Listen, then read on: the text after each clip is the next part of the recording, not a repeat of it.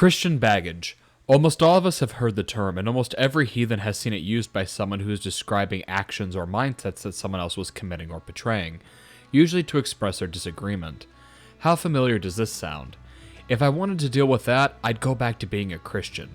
If you're a longtime heathen or pagan, you've probably heard that at least once. But what if I were to tell you that the most common and harmful form of Christian baggage was actually anti-Christian reactivity? That's right, it is. In this video, I'll be explaining how anti-Christian reactivity actively harms the heathen community, how to spot it, and how we can work together to solve this massive issue plaguing our community. We should first talk about what Christian baggage is, how the term is used, and the typical context in which it's used. There's no two ways about it. The term is derogatory and is usually used when a heathen feels like another heathen is trying to tell them what to do, trying to argue for order, or trying to say something that the accuser views as Christian or Abrahamic, as opposed to what they feel is truly and correctly pagan or heathen. The term itself automatically accuses the person on the receiving end of being an ex-Christian and that they are bringing their Christian mindset into their pagan practice. This assumption is pretty typical and usually correct. Most pagans and heathens come and convert out of Christianity in favor of some form of paganism or heathenry, and it isn't uncommon for the Christian mindset and thought process to carry over. The term Christian baggage refers to those mindsets and thought processes that were carried over. This is not always the case, however, and not everyone that practices heathenry or other forms of paganism have come from Christianity. At the end of the day, the term is almost always used as an insult and virtually never has any proof to back it up. This isn't Christianity, is usually all that is said and nothing more. There is rarely an explanation or friendly discourse that follows. Speaking of discourse and explanation, if you like the videos that we put out to explain issues in modern heathenry, give this video a like and hit that subscribe button to see more videos like this. It isn't hard to see why this is a problematic issue at best, and practically ignorant at worst. Slinging accusations without evidence does not foster educational opportunities, better communities, or a chance for proper reconstruction effort for those who wish to do so. Instead, it is purely polarizing to those within the overarching heathen community. Why, then, is it so common that heathen and pagan communities use this term? Why is it so common for heathens and pagans to accuse one another of harboring leftover Christian mindsets? The answer is somewhat complicated and can vary depending on the person and the situation, but the usual answer has to do with why people leave Christianity in the first place. There isn't a wrong reason to convert, and everyone who converts to heathenry or to paganism does so for their own reasons. We can't discuss every single reason that exists as to why someone has converted over from Christianity, but we can consider the most common popular reasons as to why some people feel the need to accuse others of bringing over a Christian mindset. A lot of times you will find that people have come over from Christianity due to negative experiences and wish to rebel against the organized religion that they once belonged to, rather than converting to and learning about a new religion. Let's explore how reasons why people convert and their negative experiences within Christianity shape how they will interact within the heathen community. Reason 1. To escape dogma and structure. Wanting to escape dogma and church organization is probably one of the most common reasons why people convert out of Christianity into heathenry or paganism. Many people feel confined with all the rules, regulations, and general worldview that they find within Christianity, and feel that heathenry will offer them more freedom than Christianity did.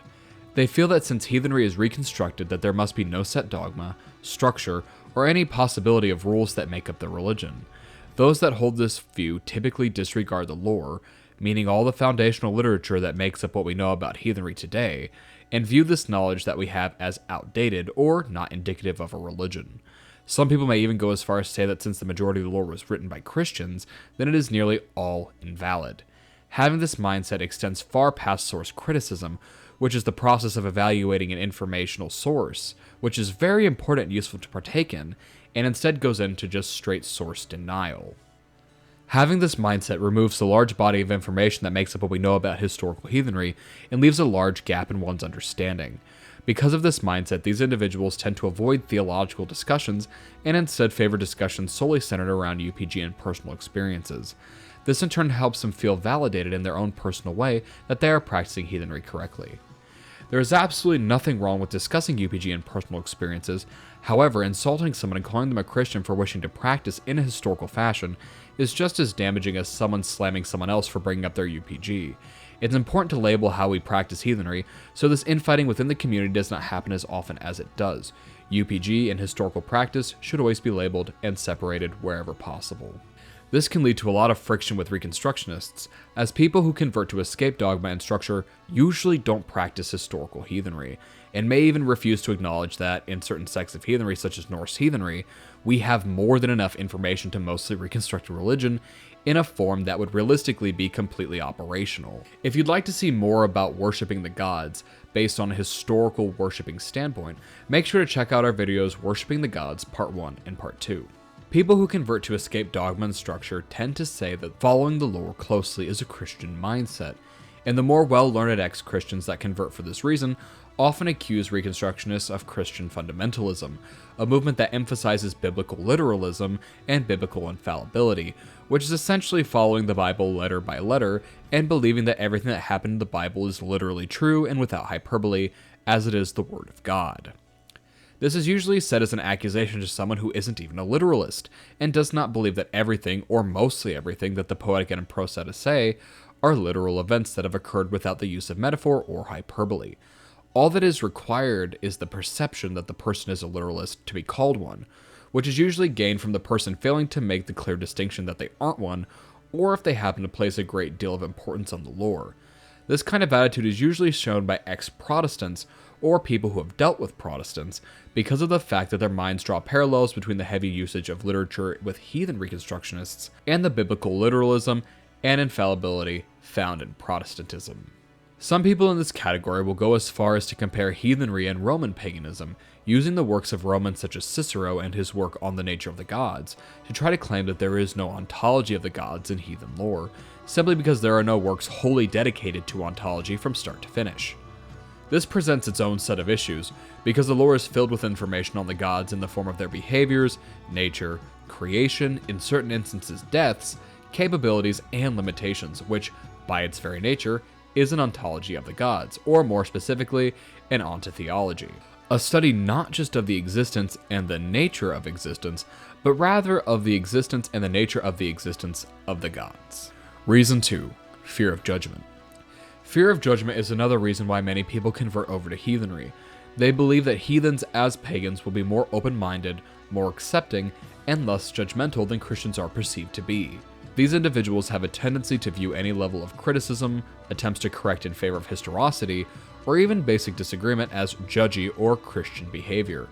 This interestingly infers that being judgmental or even passing judgment on other people is somehow innately Christian. It is not. We find people judging, critiquing, and criticizing people throughout the sagas, showing that heathens have the propensity to judge others. These individuals tend to be the most outspoken against Christians, sometimes even proclaiming a hatred for Christianity, and are quick to label attitudes that aren't in favor of them or their way of thinking as Christian. They may adhere to the lore better than people who convert explicitly to get away from dogma, but they're typically very steadfast, or going the other way, really vague, in their interpretation of the lore. This is usually to try to put themselves above any positions of judgment, to either project overconfidence or to not give anyone a target to criticize. Reason 3. Feeling powerless. This is by far the most common reason why people convert out of Christianity. They feel powerless, without control of their lives, choices, or fates, and they come to heathenry looking to be in control of themselves and their destinies. People who convert for this reason tend to become polarized from the outset of conversion, either becoming staunch Reconstructionists or abhorring any kind of strict rules. And we'll discuss these two types of converts in more detail. The first kind, those that become staunch Reconstructionists, tend to use the lore and history as a bludgeoning tool against other people. In an attempt to feel powerful and important, something they rarely did or never did as Christians, they attempt to force other people into the situation of powerlessness that they themselves were once in by making them feel that their practice of heathenry is inferior. These types of heathens were much more common a decade ago, hiding their sources, demanding that everyone find their own knowledge, but still being the first people to insult someone or attack someone if they believe they were practicing heathenry incorrectly. This mindset can still be seen in older heathens, but is a lot less common in younger heathens that convert for this reason, or newer converts. The more common variant of people who have converted over to heathenry for this reason tend to be those who believe that their fate is in their own hands, and see their unique style of worship as the most important aspect of religion. You may also find them saying that they work with the gods, rather than worship the gods. Individuals in this category range from people who treat the gods as if they were friends and confidants, claiming to be equals to the gods, all the way to people who call themselves Wolves of Odin, which is a parody of Lambs of God. You will find them saying, "I don't kneel to the gods," and other statements that are meant to be self-affirming and reassuring of their own importance. They may focus on the idea of the gods being purely metaphorical or cold, callous, and uncaring.